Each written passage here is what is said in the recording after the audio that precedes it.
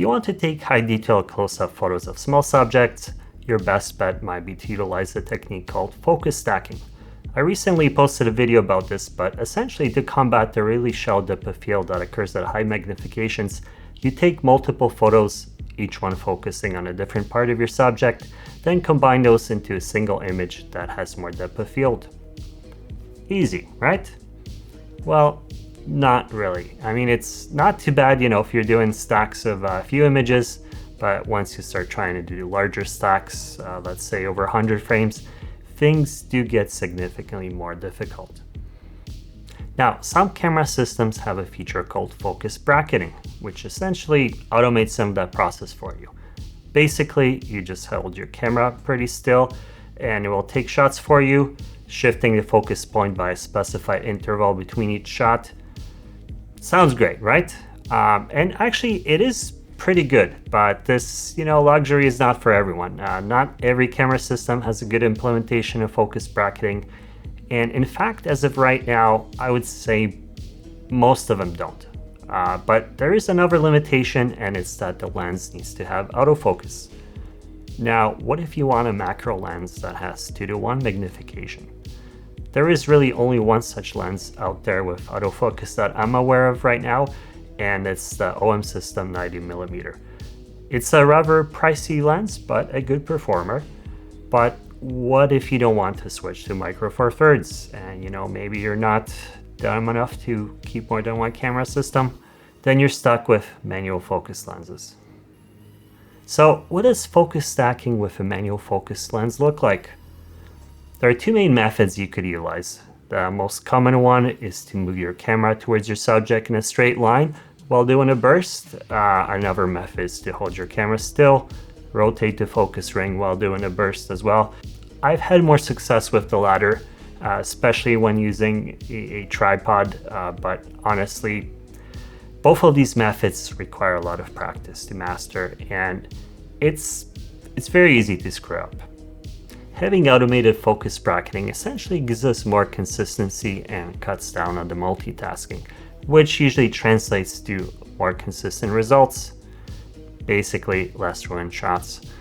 So that raises a question. Can focus bracketing be implemented for manual focus lenses? Obviously, I believe that it could, and I decided that I would be the hero to make it happen. I mean, how hard could it be? Essentially, all I needed was for someone to trigger the camera shutter and rotate the focus ring at the same time. Never mind the fact that I'm not an electrical engineer and my understanding of electronics is pretty basic. To be able to rotate the focus ring on the lens, I needed a motor. I went with this DC motor because thanks to its gearbox, it was high torque and rotated at a slow 2 RPM. However, for my application, I needed the ability to slow it down even more and adjust the speed as needed. So for that, I got this motor driver. Adjusting the speed of the motor would essentially be equivalent to setting the step size on most focus bracketing systems. The slower the motor rotated, the smaller would be the focus shift in between the frames in the focus stack. So going too slow would mean too many frames in the shots, and going too fast would result in focus gaps in between the shots. I started off the build with the hardest part, which was attaching the gear to the DC motor. I knew this part had to be done with precision, so naturally I outsourced it to my dad. The lens I was using was a cine lens, which conveniently came with a built-in gear, but for any other lens, you could just attach a rubber gear belt. For mounting the system, I just went with some stuff I had laying around the house. I started with this universal L bracket, which I took apart and reassembled upside down. Then I used this nodal rail for panoramas as a base for the whole thing.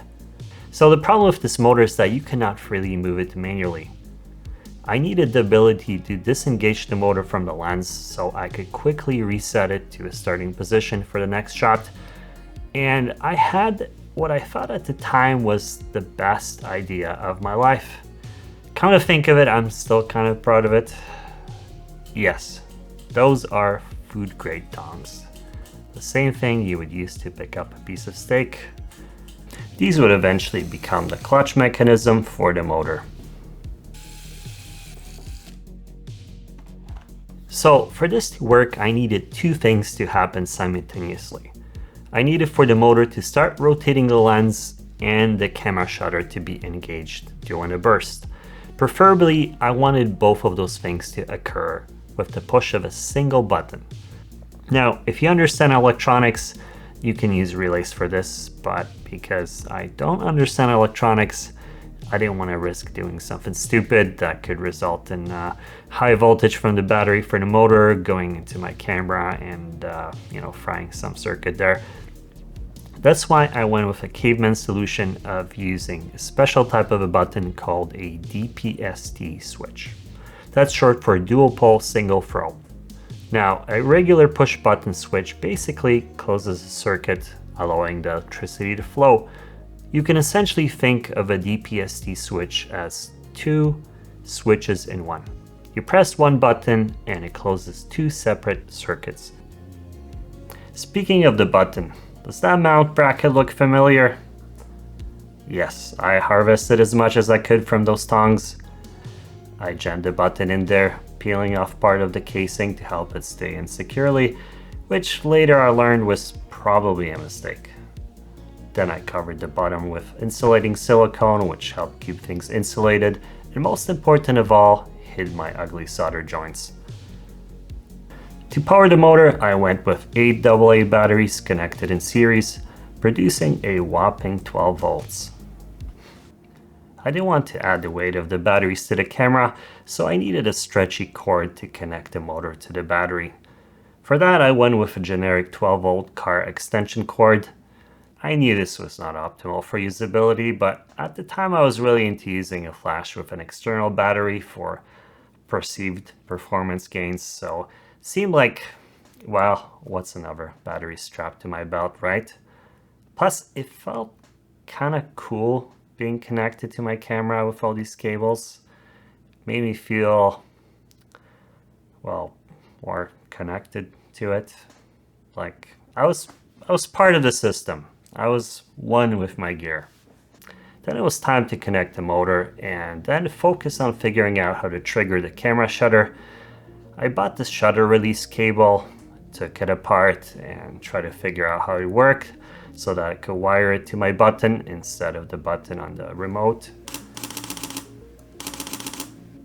After some testing, I concluded that when the two metal plates touched, that would be equivalent to a half press, and when all three were touching, it would trigger the camera shutter.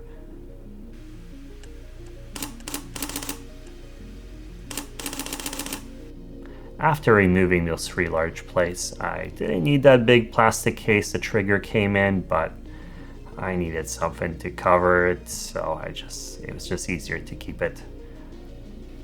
I also needed a case for the motor driver, and I didn't want to wait around for an order to come in, so I just did my best with what I had laying around the house.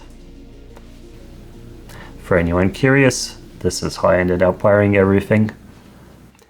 It was then time to put some finishing touches on it and take some time to bask in the glory of my creation.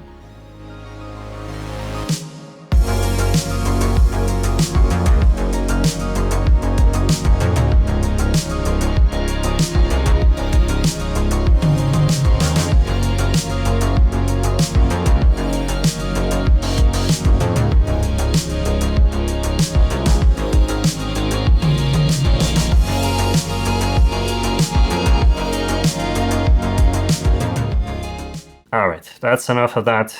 You get the point. Yes, it was metallic, shiny, maybe a little majestic in its own way. But the big question was, did it actually work? It was time to find out.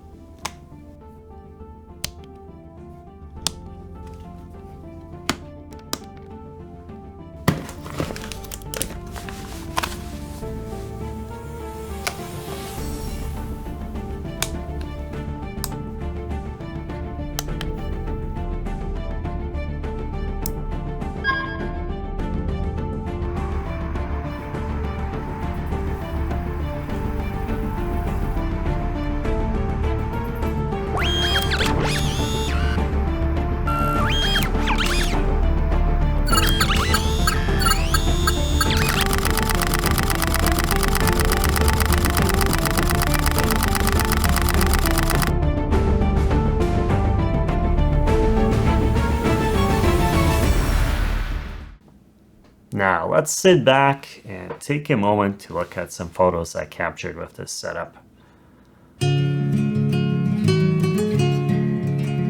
That's it. It was just that photo. That's the only shot I got. So I built this whole monstrosity to produce one mediocre photo of an ambush buck. Allow me to explain. As a proof of concept, I would say it was a success. It worked, but there's no way I'm ever using this thing again. So let's talk about what's wrong with it. First of all, look at this thing. There are things sticking out all over the place. It's not maneuverable at all. You're always bumping into things with it. There's a lot of metal here, which makes it sturdy, but also makes it really heavy. Generally I'm a fan of heavy metal, but this doesn't really need to be this heavy. It really is just a result of me wanting to whip up something quick with just stuff I had laying around the house and, not putting a lot of thought into choosing the optimal components. It's also not compatible with a lot of diffusers out there. That's not really a problem for me because I own more diffusers than any man should, and a good chunk of them are custom made, but it is a consideration. And this clutch mechanism here, it's super cool, but resetting the focus with it requires the use of your other hand, which may not always be available. Maybe you're using your other hand to hold the plant that your subject is sitting on, so not very practical in reality. Probably the biggest issue, and that was really the deal breaker for me, is that the shutter button started acting up at one point. I don't know if it was really faulty to begin with, or if it was because at one point I disassembled it and potentially compromised it, but sometimes the motor would rotate, but the camera shutter wasn't getting triggered. So obviously that kind of defeats the purpose of the whole thing. That's not acceptable. So if I was trying to build something like this again, what would I do differently? Well, I did try again. So if you're curious, watch the next episode. Maybe even subscribe, just for your own convenience, if you want. Whatever. Anyway, but before you go, we gotta give this a hack score. Although there are camera components on here that look like legitimate camera gear, because of the dental floss container, I think this earns a very respectable 8 out of 10. Let me know if you disagree. Thanks for watching.